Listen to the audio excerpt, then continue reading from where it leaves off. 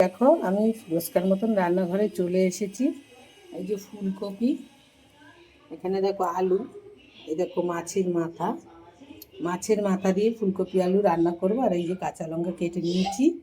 তো তেলটা গরম হয়ে গেছে, হলুদ দিয়ে দিলাম। তেল দিলাম না, কপি ভাজার তেলটাই আমি হালকা ভেজে নিচ্ছি। তেলটাকে একটু ভেজে নিয়েছি, নামিয়ে দিচ্ছি।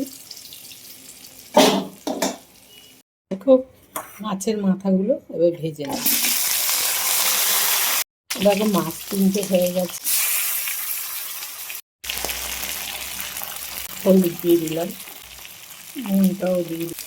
আলুটা দিয়ে সুন্দর করে কষিয়ে নেব।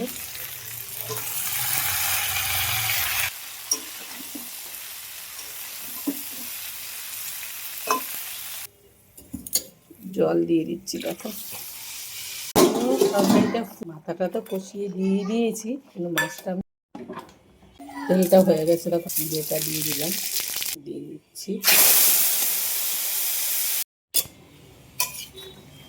দেখো তরকারি হয়ে গেছে, ধনে পাতাটা দিয়ে দিলাম।